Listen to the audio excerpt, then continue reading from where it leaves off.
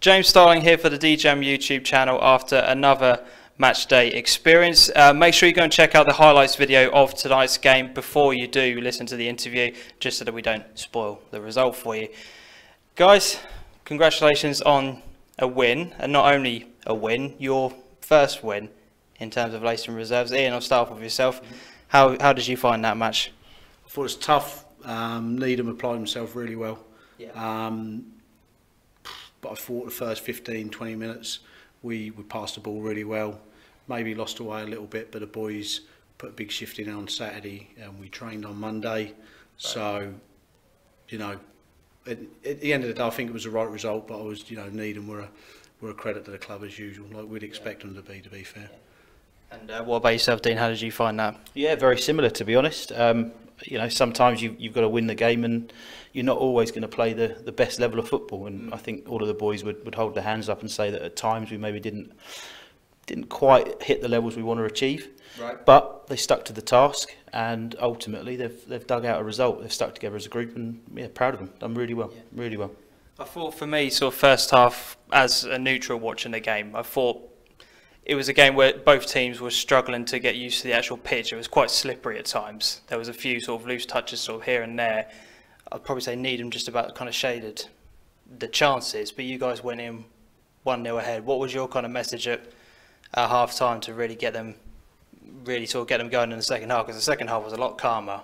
It just felt as if the passing was a lot easier in that second half. I just think we just needed to relax a little bit on the ball. So we've done one training session with them. Our ethos is to try and get the ball down, play forward, relax, but play what you see, to keep the game really simple, which we did in the second half. And from that point onwards, obviously Needham hit the bar, and the goalkeeper was unfortunate with the winner. But at certain parts of the second half, I was really impressed with how Josh Moore got on the ball really well, and I thought he was excellent. But like I say, we've only been with the team for one training session, but impressed with everybody's work rate throughout the whole squad that we've seen. So yeah, definitely. Obviously, the goal that actually won you the game, I suppose from your perspective, you're happy that he's actually taken a bit of a gamble on the goalkeeper? Because even at top level, you don't see strikers often be prepared to be, you know, at that point where they do take that gamble. So you must be chuffed with that. Absolutely. I mean, you've got to be there to score, haven't you? Yeah. You know, and ultimately he's a big lad. His presence has probably got in the goalkeeper's mind anyway. Certainly would have if he was running at me anyway. Yeah. So, you know, that's probably had a part to play in it. And yeah, he's earned the right to be there, and he's got his chance, he's got his opportunity, and he's taken it. So, you know, fair play to the boy for sticking at it and doing what he done. And obviously, in terms of you guys, this is your first match in charge. You said you had just the one training session as well. From what the club has said about you guys being appointed, what has been your, if you don't mind me asking, your objectives for the rest of this season? Because I know from a league perspective, I think you're just below mid-table at the moment, I think. So what kind of things have been set for yourselves now for the rest of the season? So really, from our point of view, from a points or trophies, achievement, we're trying to look at players and develop players. The club ethos is for us as coaches and management, is to get the guys playing at the highest level possible.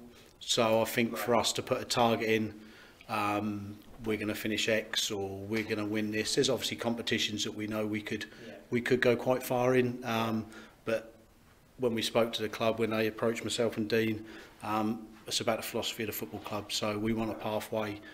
We spoke to Glenn Driver, the first team manager, and Trevor Elmy, and crystal clear on what our objectives are, and that is to try and push players through and give the first team manager a headache, because he's got good young players coming through, and that's the pathway for the football club. And that's what our objectives are, aren't they, really? Yeah, I think it's evident from that game that there's some good quality young lads coming through there. Yeah, definitely. And, you know, the future for the football club is very positive, because, you know, these boys live and breathe the game. They stick together, as I said earlier, and yeah, like Ian said, our job is to now push them on and give Glenn a decision to make at some point, and, you know, we'll be proud to see as many of them represent the first team as we can. Yeah. I suppose from your point as well, if your task is to develop those players and get them into the first team, it's good to have a team in a competitive division like the Furlough First Division. Again, you know, it's you know, I know obviously you're not setting any kind of objectives on that part, but have you been told kind of how many how many people they want you to kind of be pushing onto the first team at all, or anything like that? No, there's no sort of number. Glenn's been really good with the guys. There's several players out there that have been on the bench and played good minutes for the first team. Oh, okay. So from that point of view, it's not it's not just hearsay. That's what we're going to try and achieve with the young players. But no one likes to lose games of football. So we're not out there saying that we want to lose games and that. I think I've been around the furlough divisions for 2.5, 3 years, and these boys can compete with anyone. There's certain teams obviously in the Premier Division that would be very tricky for us, but certainly in this division, we on a day, I think we'll be okay. So that's where we are with it, and I think that's where we'll continue to drive the club forward and support the first team and the whole club as a whole, so. Brilliant. Well, thank you very much, guys, for taking the time to have a bit of a chat with myself. Appreciate that. No problem. Make sure you hit the like button, comment and subscribe, and until we see each other next time, adios.